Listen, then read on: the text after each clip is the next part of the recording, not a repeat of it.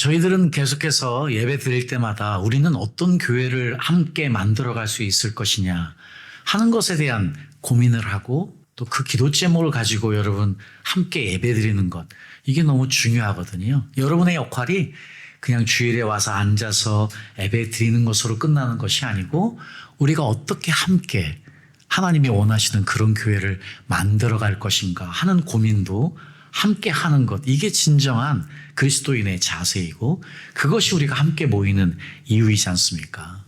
그런 이유 가운데 저희들이 지난 여러 주 동안 계속해서 우리가 어떤 성령의 내적인 외적인 역사가 일어나는 예수님의 공동체를 만들 수 있을 것인가를 고민하는 매 주의 말씀은 우리에게 너무 중요한 말씀인데요.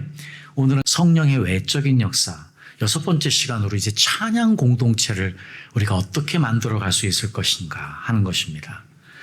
우리 사도행전 2장 46절부터 이번엔 우리가 봐야 되는데, 이분들이 날마다 마음을 같이하여 성전에 모이기를 힘쓴 것, 우리가 모인 공동체 이미 말씀드렸잖아요. 그런데 이분들이 집에서 떡을 떼고 순전한 마음으로 음식을 먹은 것도 함께 했고 그와 동시에 하나님을 찬미했답니다. 하나님을 찬양했답니다. 그러니까 찬양이라는 요소가 교회에는 너무 중요한 것이지요. 자, 그러면 저희들이 이런 질문을 한번 던져봐야 됩니다. 도대체 그럼 그분들은 어떻게 찬양했지?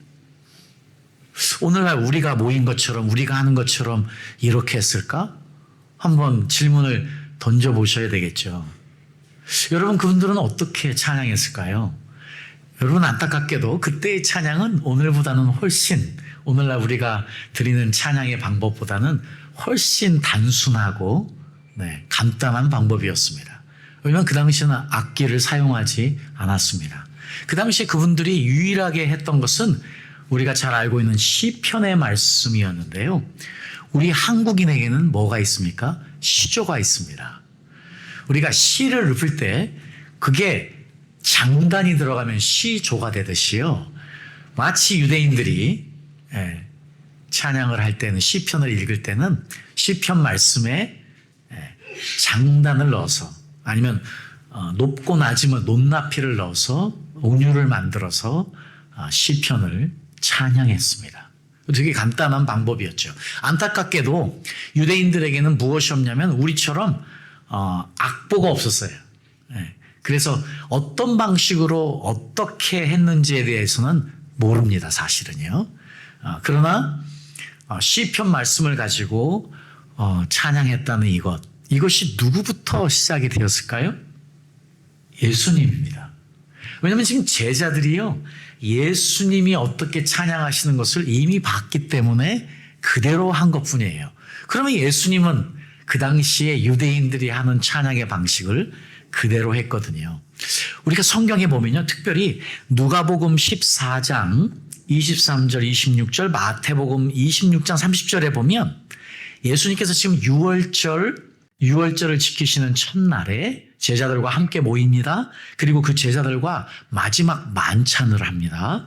마지막 저녁 식사를 하시는데 그 저녁 식사가 끝나고 나서 26절에 보니까 지금 예수님이 제자들과 함께 찬미했대요. 예수님이 지금 제자들과 함께 찬양을 했대요. 그러면서 감람산에 가신 거예요. 정확하게 지금 감람산으로 가시는 길에 함께 가는 제자들과 함께 찬양을 드렸답니다. 그러면 예수님이 어떤 찬양을 드렸을까? 자, 우리가 한번 유추해 볼 수 있는데요. 시편 115편과 118편 사이에서 한 시편을 골라서 찬양하셨을 것이 분명합니다. 왜냐하면 유월절에 그 시편을 읽고 찬양하는 것이 유대인의 관습이셨으니까요. 그러니까 예수님이 제자들과 함께 시편 115편부터 118편까지 하나를 정해서 그것을 읊조리시면서 제자들과 함께 하나님을 찬양한 것이었죠. 자, 우리가 예수님이요, 이렇게 직접 찬양했다는 것 말고도요, 실제로 예수님이 시편 말씀을 인용해서 찬양을 말씀하시는 구절이 마태복음 21장 16절에도 나오는데요.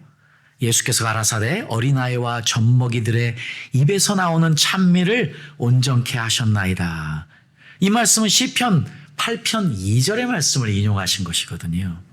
그리고 마태복음 23장 39절에 내가 너희에게 이르노니 이제부터 너희는 찬송하리로다. 주의 이름으로 오시는 이여 할 때까지 나를 보지 못하리라 하시니라. 이 말씀도요, 시편 118편 26절 말씀을 가지고 인용해서 하신 말씀이에요. 그러니까 여러분, 예수님에게 있어서 시편을 가지고 하나님을 찬양했다는 것은 그분의 삶의 한 방식이었고 한 부분이었다는 것이죠. 자, 우리가 구약을 보면은요, 구약을 보면 찬양하는 것이 굉장히 중요했습니다. 그래서 이 하나님을 찬양한다는 단어가 7가지나 있어요. 그 중에 하나가 할랄이고 야다, 테힐라, 바락, 자마르, 토다, 슈바흐라고요. 여러 단어들이 있습니다. 사실 이것들을 가지고 우리가 하나씩 생각해 본다면 그것이 또 하나의 설교가 될 수 있지만, 오늘 저는 여러분들에게 성경 전체에서 찬양이 어떤 의미로 하나님의 사람들에게 다가갔는지 살펴보면서 우리도 능력 있는 찬양하는 사람들이 돼야 되겠다. 우리가 기도 제목을 얻고 또 실천하는 그것을 오늘 얻어가야 될 것 같거든요. 자, 어쨌든 성경에서 지금 이야기하는 그 수많은 방식으로 하나님을 찬양했던 이스라엘 백성들. 자, 그것이요, 초대교회에 그대로 이어졌습니다. 초대교회에서 다른 것들은 지켜지지 않았지만 예수님이 찬양했던 것처럼 시편 말씀을 가지고 열심히 찬양했습니다. 그래서요, 요즘 어떤 분들은 초대교회로 돌아가자, 어떤 분들은 성경의 말씀을 회복하자 하는 의미에서 우리가 교회에서 모이면 시편을 가지고만 찬양을 해야 돼. 실제로 시편으로 곡을 붙여서 그 시편 말씀만을 가지고 찬양하시는 분들도 있어요. 근데 그거는 의미는 좋지만은요, 진정한 하나님의 뜻하고는 조금은 거리가 먼 것 같습니다. 우리가 그것을 나중에 계속해서 조금 살펴보겠지만은요. 자, 일단은 찬양은 이스라엘 백성들에게 너무 중요한 것이었다. 그래서 구약에서 아주 중요하게 찬양에 대한 단어들이 7가지나 쓰이면서 이스라엘 백성들이 매일매일 삶에 찬양하는 사람들이었다.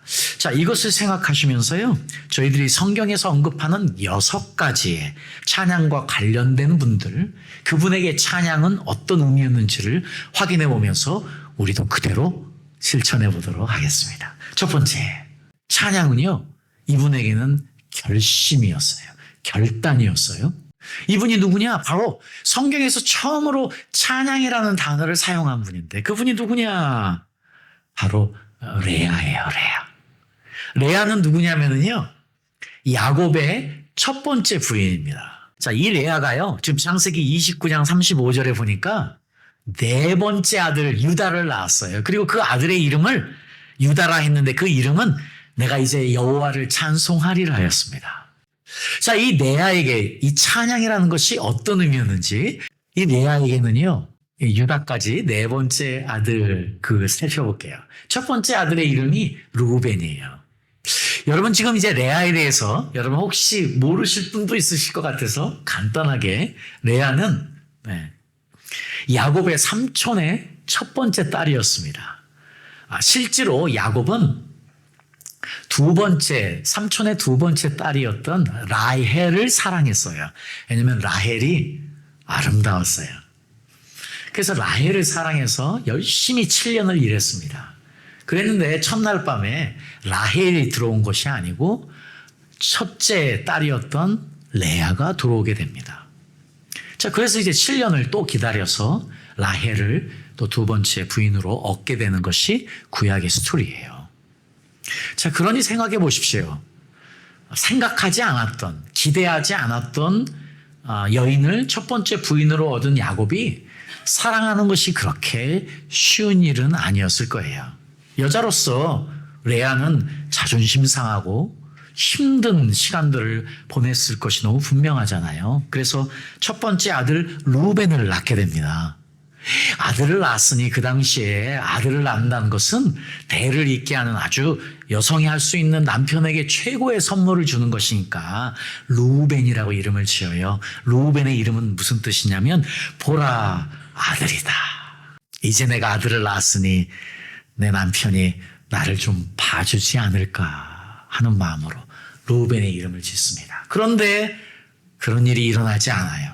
그리고 시간이 지나서 또 두 번째 아들을 하나님이 주십니다. 그때 이 아들의 이름은 시므온이라고 지었어요. 시므온이란 뜻은 들으심이에요. 하나님이 나의 한숨을 들으셨다. 하나님이 나의 안타까움을 보셨다 하는 의미에서 시므온이라고 지었습니다. 그런데 여전히 야곱의 마음은 레아에게 있지 않습니다. 그리고 시간이 지나 또 세 번째 아들을 낳습니다. 그래서 그 이름을 레이라고 합니다. 이제 내가 야곱에게 세 번째 아들까지 내가 만들어줬으니 이제 내가 남편과 정말 연합할 수 있을까? 그래서 그 아들의 이름을 레위, 연합이라는 이름을 줍니다. 이제 내가 정말 남편과 하나 될 수 있는 축복을 누릴 수 있지 않을까 하는 마음에서요. 그런데 여전히 야곱의 마음은 레아에게 전혀 있지 않습니다. 여자로서 남편의 사랑을 받지 못하는 레아의 안타까운 심정을 우리가 이 이름 가운데 알 수 있잖아요. 그런데 네 번째 아들을 낳았을 때는요, 이름의 뜻이 이제 완전히 다른 뜻이에요. 창세기 29장 35절 이 말씀 우리 다 같이 한번 제가 읽었지만 한번 읽어보겠습니다. 자, 시작. 그가 또 임신하여 아들을 낳고 이르되 내가 이제는 여호와를 찬송하리로다 하고 이로 말미암아 그가 그의 이름을 유다라 하였고 그의 출산이 멈추었더라. 지금 레아가 네 번째 아들을 낳고 나서요, 이제는 작정을 했습니다. 어떤 작정을 하느냐? 아마 속으로 그랬을 거예요. 야곱아! 자기 남편 아마 이름을 불렀을 거예요. 화가 나지 않겠습니까? 야곱아! 나 이제 너 안 봐. 야곱아! 내가 언제나 너만 보면 살 것 같아? 나 너 필요 없어. 내가 지금 너 때문에 당하는 이 고통을 내가 하나님께 호소했는데 하나님은 내 태를 열어서 나를 새 아들로 축복하고 네 번째 아들까지 주셨는데 이제 나 너 안 볼 거야. 이제 나는 그동안 나를 불쌍히 여기시고 아들을 네 번째까지 주신 여호와 하나님만을 찬송할 거야. 그 네 번째 아들의 이름이 유다예요. 여호와를 찬송하리로다. 자, 오늘 이 말씀을 보니까요, 야곱이 나중에 12아들을 애언 기도를 해주거든요. 창세기 49장 8절에 보니까 지금 레아의 이 말씀, 레아의 이 선포 그대로요, 야곱이 유다를 이렇게 축복합니다. 유다야, 너는 내 형제의 찬송이 될지라. 지금 하나님께서 레아의 아픔을 아시고 네 번째 아들을 낳고 내가 이제 여호와만을 찬송하겠다. 내가 남편 보지 않고 내가 여호와 하나님만을 바라보겠다는 그 마음을 받으신 그대로 야곱의 축복 기도에 유다가 찬송이라고, 이스라엘의 찬송이 될지라. 이 레아에게 찬양은 어떤 의미였습니까? 결단이었습니다. 하나님을 향한 결단, 하나님을 위한 결단. 그것처럼요, 우리도 하나님께 어떠한 결심을 하고 결단을 하고 레아처럼 나아갔으면 좋겠습니다. 그리고 찬양했으면 좋겠습니다. 그때에 하나님이 레아의 태를 통해서 예수 그리스도를 보내신 것처럼 유다를 통해서 그렇게 하나님께 드려진 감사의 찬송이 되었던 유다를 통해서 예수님을 보내셔서 구원을 완성하시는 축복을 주신 것처럼 오늘 우리도 이런 결단을 하고 하나님을 찬양하는 역사가 있었으면 너무 좋겠습니다. 네. 자, 그리고 나서 우리가 이제 그 다음에 생각해 봐야 될 것은요, 이스라엘 백성들입니다. 이 이스라엘 백성들에게 찬양은요, 구원의 감격이었어요. 여러분, 이스라엘 백성들이 지금 출애굽을 하고 나서요, 출애굽을 하고 나서 홍해를 또 건너게 됩니다. 여러분, 지금 홍해를 건너고 모세와 이스라엘이 출애굽기 15장 1절에서 21절까지 지금 하나님에 대해서 찬양하는 그 구구절절이 계속 나오거든요. 그때 1절, 2절 말씀을 다 같이 한번 읽어볼게요. 이스라엘 백성들이 지금 홍해를 건넜습니다. 자, 지금 홍해를 건넜다는 것은요, 여러분이 그 익사이트먼트를 한번 가져보셨으면 좋겠어요. 여러분 지금 430년 동안 노예로 살았어요. 430년을 노예로 살았어요. 그랬다가 지금 이제 자유인이 된 거예요. 그리고 지금 이스라엘 백성들의 그 수백만의 묵전에서 어떤 일이 일어나느냐? 네. 지금 자기들을 쫓던 이집트의 애굽의 모든 군사들이 수장돼 버려요. 하나님의 놀라운 역사를 본 거예요. 그동안 애굽 땅에서 봤던 10번의 기적들은 아무것도 아니에요. 지금 그들의 눈앞에서 자기들을 쫓던 그 수많은 애굽의 군사들이 다 수장되는 하나님의 놀라운 능력의 손을 본 것이잖아요. 그러니 지금 이분들이 얼마나 감격했겠습니까? 지금 자신들이 이제는 저 애굽으로부터 완전히 탈출했다. 이제 완전히 자유롭게 됐다는 그 자유의 감격, 구원의 감격. 그것이 아마 여기에 다 녹아 있는 것 같아요. 자, 그래서 여러분 1절, 2절 말씀 우리 다 같이 먼저 읽어볼게요. 1절, 2절 말씀 준비되셨죠? 그런 감격을 좀 가지고 읽어주시겠습니까? 네, 다 같이 읽겠습니다. 시작. 이때에 모세와 이스라엘 자손이 이 노래로 여호와께 노래하니 이르렀으되 내가 여호와를 찬송하리니 그는 높고 영화로우시며 말과 그 탄자를 바다에 던지셨음이로다. 여호와는 나의 힘이요 노래시며 나의 구원이시로다. 그는 나의 하나님이시니 내가 그를 찬송할 것이요 내 아비의 하나님이시니 내가 그를 높이리로다. 지금 21절까지 구구절절히 하나님의 이름을 찬양하고 높이는 이스라엘의 감격을 우리가 마주하고 있습니다. 여러분, 찬송은 우리 구원의 감격이 오늘 이스라엘 백성들처럼 나오는 것이잖아요. 그런데 우리처럼 오래된 신자들의 가장 큰 문제가 우리도 너무 잘 알지만 이 감격이 나오질 않아요. 첫사랑을 잃어버린 그 에베소 교회처럼 우리가 이런 감격이 나오지 않을 때가 너무 많아요. 자, 그렇지만 우리가 회복해야 되겠습니다. 오늘 기도학 가운데 우리도 이스라엘 백성들처럼 이런 구원의 감격이 우리 입술에서 터져 나오게 하여 주시옵소서. 네, 좋습니다. 자, 그리고 나서 저희들이 이제 알아야 될 또 한 분의 왕이 있는데, 자, 이분은 찬양을요, 어떻게 경험했냐면 하나님이 하시는 일을 경험했어요. 이분에게 찬양은 하나님이 일하게 만드신 것이고 하나님이 직접 하시는 것을 본 놀라운 거예요.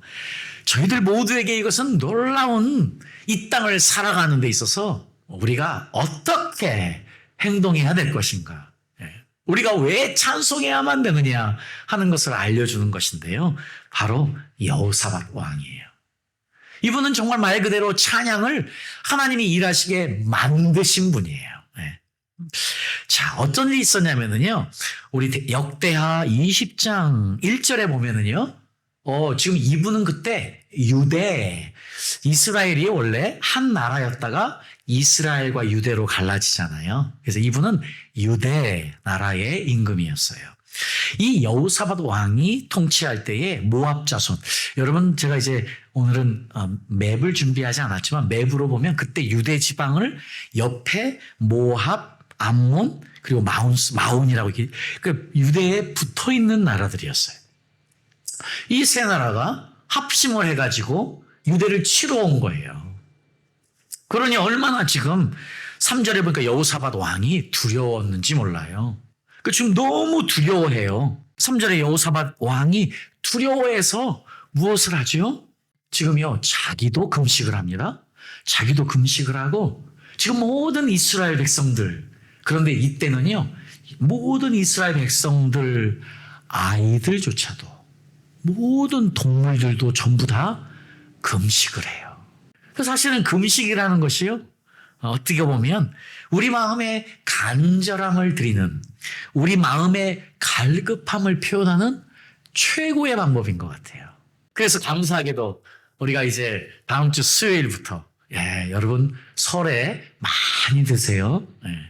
그리고 이제 다음 주 수요일부터 우리가 어떤 모양으로든지 여러분들이 미디어 금식을 해도 좋고 아니면은 하루씩 날짜를 정해서 하셔도 좋고 하루를 하셔도 좋고 중요한 것은 우리가 40일 동안 어떻게 우리의 간절함, 어떻게 우리의 갈급함을 하나님께 드릴 수 있을까? 그러면서 우리를 위해 고난당하신 예수님을 생각할 수 있을까? 그런 의미에서 우리가 40일을 우리가 기도하면서 금식하는 기간을 가지려고 하는데 오늘 지금 여호사밧 왕은 아주 급박한 순간에 금식으로 온 나라가 하나님께 우리를 도와주십시오. 표현한 거잖아요. 그때 하나님은 이분들의 금식을 받으셨습니다. 이분들의 금식을 받으시고요. 하나님은 하나님의 선지자였던 야하시엘을 통해서 이렇게 말씀하십니다. 17절 말씀을 보니까요. 하나님이 이렇게 가서 선포하라 말씀하시기 너무 멋있는 말씀이에요. 여러분, 오늘 내 인생을 향해서도요. 이런 경험들이 일어날 수 있도록 우리 다 같이 17절 말씀 선포하도록 하겠습니다. 자, 시작.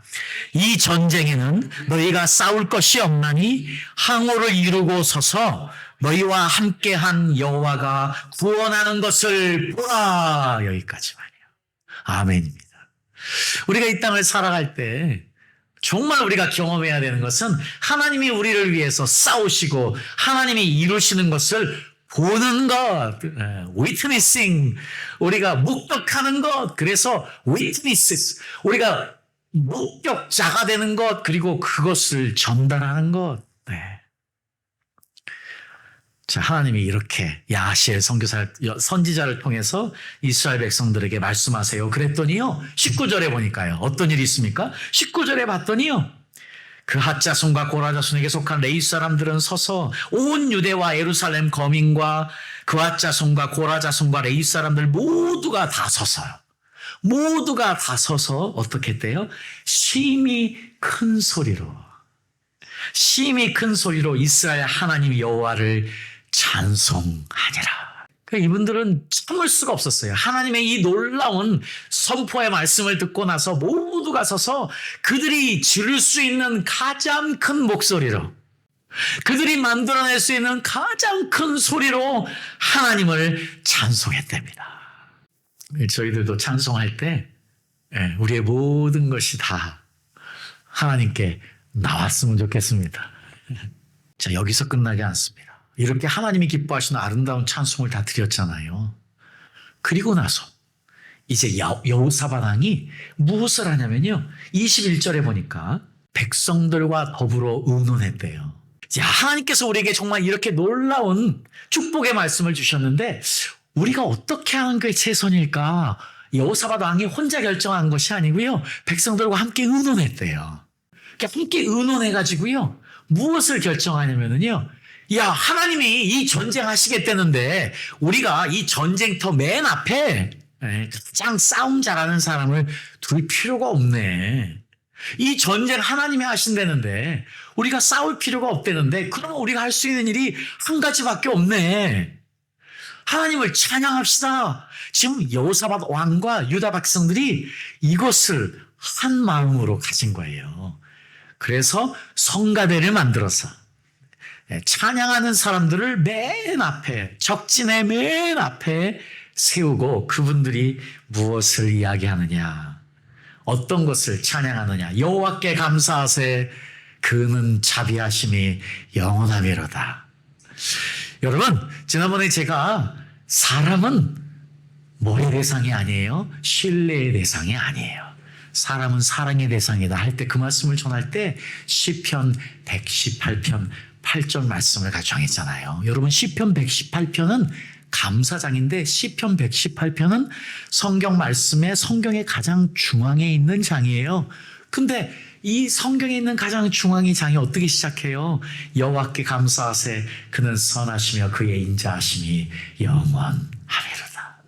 우리 인생에서요, 가장 중요한 일은 감사하는 일이에요. 그러니까 하나님이 그 중요한 감사장을 우리 성경의 가장 중앙의 장인 시편 118편에 꽂아 놓으신 거예요. 그러니 우리가 감사의 찬양을 드리는 이것이 얼마나 하나님을 기쁘시게 하는 일이에요, 여러분.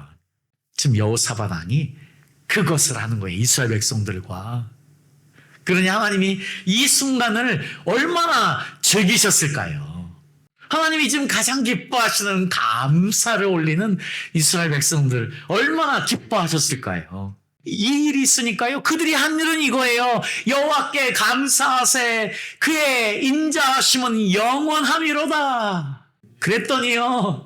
하나님이 복병을 세워서 이스라엘 백성들이 싸운 게 아니에요. 하나님이 만들어 놓은 천사들이 갔나 보지요. 그 복병들이 이 세 연합군의 나라들의 군사들을 치기 시작한 거예요. 그리고 나중에는 자기들끼리 서로 죽여서 다 죽게 돼버리는. 이게 하나님이 하시는 일이에요. 하나님이 일하시면 우리의 역할은 보는 거예요. 내가 하려고 하면 안 되지요. 오늘 배문성 선교사님 오늘 정말 짧은 시간에 그 많은 구구절절한 이야기를 하실 수 없지요. 저분은 정말 믿음의 분이에요. 믿음으로 선포하고 믿음으로 주님을 바라볼 때 우리 목사님이 하시는 일을 하나님이 하시는 일을 계속 보면서 지금 그렇게 일들이 이루어지는 거예요. 우리가 이 땅에 살면서 하는 일을 하나님이 하시는 일을 보고 그것을 존중하고 그것을 감사로 찬양의 제사를 올리는 것이지요. 네. 자, 그러니까 찬양은 하나님이 일하시게 만든다. 그러니 찬양을 안 할 수 있겠습니까? 찬양하셔야지요. 자, 이렇게 구약에서 찬양을 가지고 하나님을 기쁘시게 한 새 이벤트를 봤다면요. 이제 이게 신약으로만 좀 가볼게요. 성경 전체를 좀 말씀드려야 되니까. 이제는 우리가요, 찬양을 구원자 하나님을 기뻐하는 거. 아, 찬양은 나를 구원하신 하나님을 기뻐하는 것이다. 한 분을 통해서 알 수 있는데 그분이 누구냐? 바로 마리아예요. 여러분, 지금 마리아는요, 하나님의 사자를 통해서 처녀가 잉태하여 아들을 낳을 것이라는 지금 그 청천벽력 같은 소식을 들었어요. 그리고 주의 뜻대로 이 종에게 이루어질지어다 고백합니다. 그 후에요, 이 마리아가 그 소명을 받고 이 찬송을 하는 거예요. 46절에 지금 누가복음 1장 46절에 보니까 마리아가 가로되 내 영혼이 주를 찬양하며. 지금 16살, 14살, 13살에서 16살 사이밖에 되지 않는 그 어린 소녀가 청천벽력 같은 소식을 듣고 나서요, 내 영혼이 여호와를 찬양한다고 고백하는 이 놀라운 믿음을 보이거든요. 그러면서 47절에 내 마음이 하나님 내 구주를 기뻐하였습니다. 그리고 그 계집종의 비천함을 돌아보셨으므로 보라 이제 후로는 만세의 나를 복이 있다 일컬으리로다. 지금이요, 자기 몸을 통해서 구원자 하나님 구원의 역사가 이루어질 것을 지금 선포하고 감사하는 마리아. 그것처럼요, 구원받은 우리 모두는 기뻐해야만 합니다. 이 구원이 이루어졌으니까요. 그리고 이제는 나를 통해서 또 다른 구원을 이루시는 하나님을 찬양해야 됩니다. 생명은 가지고 있으면 죽어요. 생명이 사는 것은 나눌 때예요. 이것이 복음입니다. 그러니 내가 가진 구원은 나눠줘야만 되는 것이고요. 그때 구원은 기쁨이 되는 것이지요. 마리아는 이 놀라운 축복을 찬양하고 있는 것이거든요. 그러면서 우리가 아까 읽었던 지금 사도행전 2장의 첫 번째 교회는요, 모였을 때 찬양했대요. 모였을 때마다 찬양을 했대요. 그러니까 우리가 읽었지만은요, 지금 47절에 하나님을 찬미하며 라고 나와 있잖아요. 그런데 지금 우리 한국 성경에 이것을 따라가면 마치 그 앞에 나오는 46절에 날마다 마음을 같이하여 성전에 모이기를 힘쓰고 따로 집에서 떡을 떼며 기쁨과 순전한 마음으로 음식을 먹고 따로 하나님을 찬미하며 따로 이렇게 해석할 수 있어요. 근데 그게 아니고요. 지금 영어 성경을 봐도 아니면 본문, 원문을 보면은요, 정확하게 이 모든 게 분사형으로 쓰여 있어요. 그 말은 뭐냐면은요, 이분들이 집에서 떡을 떼며 기쁨과 순전한 마음으로 음식을 먹으면서 하나님을 찬양하면서 날마다 마음을 같이하여 성전에 모이기를 힘썼다 해야 돼요. 이게 함께 간 거예요. 그러니 날마다 성전에 모이는 이분들에게는 지금 어떤 게 가득해요? 애찬, 그래서 하나 되어진 사랑, 그리고 성찬 안에서 예수님을 기억하는 것으로 가득할 뿐만 아니고 지금 하나님을 찬송하는 마음으로 가득해서 모여서 예배했다는 거예요. 여러분, 우리가 만약에 지난 6일 동안 오늘 이 시간에 와서 여러분의 마음에 준비되어서 하나님을 찬송하는 것도 너무 중요하지만, 그리고 여러분들이 지난 6일 동안 어떤 삶을 살았는지 그냥 은혜 다 잊어버리고 왔어도 주일날에도 와서 은혜를 받고 또 일주일을 살아가는 힘을 얻는 것도 중요하지만, 만약에 여러분들이 지난 6일 동안 하나님을 찬송하며 하나님을 찬양하며 여러분 안에 역사하시는 성령으로 충만해서 이 시간 와서 우리가 함께 예배드린다면 그 예배의 시너지는 엄청날 거예요. 여러분, 우리가 그런 예배를 만들어 가야 되지 않겠습니까? 여러분 찬송하실 거지요? 여러분 찬양하실 거지요? 그래서 우리가 모여서 잠깐의 찬송이지만 여기에 진정한 폭발이 일어날 수 있도록, 모닥불처럼 타오르는 역사가 있을 수 있도록 우리가 그런 예배를 소원해야만 되겠습니다. 매일매일 하나님을 찬양하며 하나님의 하시는 일을 보는 저와 여러분 돼야만 될 줄 믿습니다. 그리고 마지막으로 한 가지만 더 생각해 보면요, 여러분 지금 찬양은요 어떤 일이냐? 구원의 문을 여는 역사가 있었어요. 여러분 특별히 우리가 사도행전 이미 다 읽어봤으니까 바울과 실라의 이야기 알지 않습니까? 사도행전 16장에요. 지금 바울과 실라가 점치는 귀신 들린 여종을 고쳐줘요. 그랬더니 그 여종을 통해서 돈을 벌던 주인이 고소를 해가지고 지금 바울과 실라가 마게도니아 지역의 빌립보 감옥에 갇히게 됩니다. 그래서 우리가 너무 잘 알아요. 지금 바울과 실라가 빌립보 강에서 하나님을 찬양해요. 그랬더니 지금 어떤 일이 있습니까? 25절에 보니까 죄인들이 그것을 다 듣더래요. 지금 모두가 다 듣고 있었습니다. 그런데 26절에 보니까요, 호련히 큰 지진이 나서 옥터가 움직이고 문이 곧 다 열리며 모든 사람의 매인 것이 다 벗겨진지라. 지금 바울과 실라가 하나님을 찬양하는데요, 지금 이 놀라운 일들이 일어난 거예요. 그랬더니 27절에 보니까 간수가 자다가 깨어나가지고 보니까 옥문이 열리고, 이 간수는 죽은 목숨이에요. 말 그대로 죽은 목숨이에요. 모두가 다 지금 도망간 줄 알고 죄수들이요. 자, 그래가지고 자결하려고 스스로 이제 난 죽은 목숨인데 그냥 스스로 죽자고 죽으려고 하는데, 지금 사도 바울이 크게 소리 질러서 내 몸을 상하지 말라. 우리 여기 있어. 우리 안 도망갔어. 여기 있어. 그 이야기를 듣고 간수가 너무 무서워 떨며 바울과 실라 앞에 엎드립니다. 그리고 나서 바울과 실라를 데리고 나가서 묻습니다. 내가 어떻게 해야 구원을 얻을 수 있을까요? 바울이 이야기합니다. 가로되 주 예수를 믿으라. 그리하면 너와 내 집이 구원을 얻으리라. 즉각적으로 구원이 이루어지거든요. 자기 혼자로 끝나지 않고 자기 가족들을 모두가 다 세례받게 해서 온 가족에게 구원이 임하는 역사. 여러분, 지금 여기에서요, 바울과 실라의 찬양이 메인이 아니에요.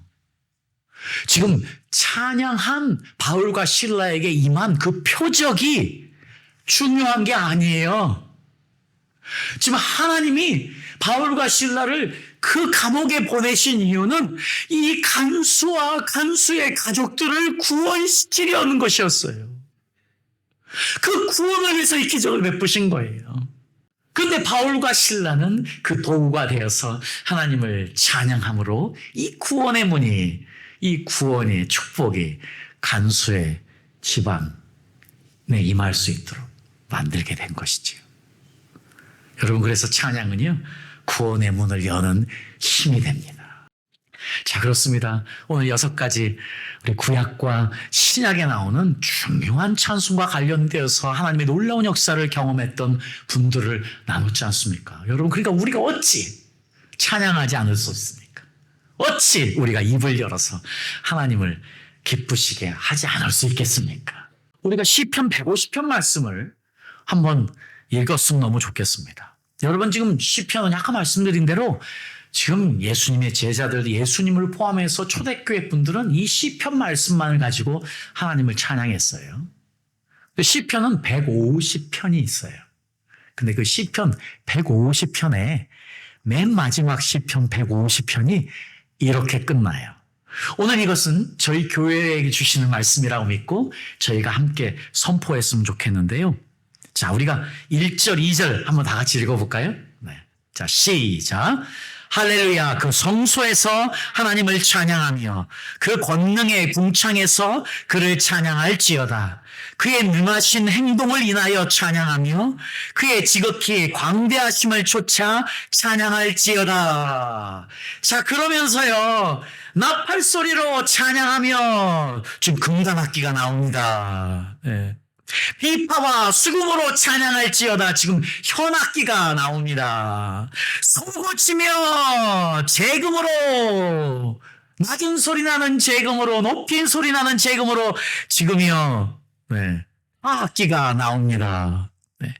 그리고 4절에 보니까요, 현악과 풍소로, 네, 목관악기가 나옵니다. 여러분, 지금이요, 시편 마지막 구절에 150편이 이렇게 끝나거든요.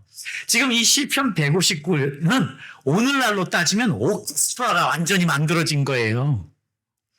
그래서 저는 오늘 말씀을 기억하면서 오늘 우리 천미란 집사님이 바이올린 치신 거, 아이고 얼마나 감사하게. 우리에게도 타악기만, 우리 부동 집사님 타악기 있는 것처럼요. 우리 이건 무슨 악기죠? 피아노는 건반악기. 이제 현악기가 생겼습니다. 감사합니다. 이제 우리 클라리넷부는 영글 형제 오면 우리가 이제 목관악기가 생기잖아요. 자, 우리 교회, 작은 교회이지만은요, 지금 오늘 시편 150편 말씀처럼 모든 악기들로 하나님을 찬송하는 우리 교회의 성가대 될 줄 믿습니다. 그리고 정말 하나님이 기뻐하시는 찬양이 이곳에서 넘쳐날 줄 믿습니다. 사랑하는 소망의 생명의 찬양들이 이곳에서 하나님께 올라가고 우리 믿어야 될 사람들에게 전파될 줄 믿습니다. 그렇습니다. 우리는 찬송하는 사람이 되어야만 합니다. 우리 웨이크업 교회는 찬양하는 교회가 되어야만 합니다. 그리고 지난번에 우리가 그 영화 보면서요, 신의 악단 보면서 우리가 함께 우리의 소명을 발견하고 우리가 한 가지 비전을 발견한 것처럼요, 하나님께서 지금 저희들에게 음악하시는 분들을 부르시잖아요. 우리 박상원 회장님 계시고 우리 김지현 집사님 계시고 우리 이렇게 음악하시는 분들이 하나님이 보내셨다면 앞으로 하나님이 이것을 통해서 우리 교회를 통해서 어떤 일을 하실까? 하나님이 일하십시오. 하나님이 일하시는 것 저희들이 보기 원합니다. 누구처럼의 여호사밧 왕처럼 이스라엘 백성들처럼 저희들이 하나님을 찬양하겠습니다. 하나님을 높이겠습니다. 그래서 하나님이 하시는 일을 보겠습니다. 하나님이 이제 마지막 때에 이 웨이크업 교회를 어떻게 사용하시는지 보겠습니다. 주님 사용하십시오. 그렇게 찬양하며 하나님의 뜻을 이루는 저와 여러분 되기를 예수님의 이름으로 축복합니다. 아멘.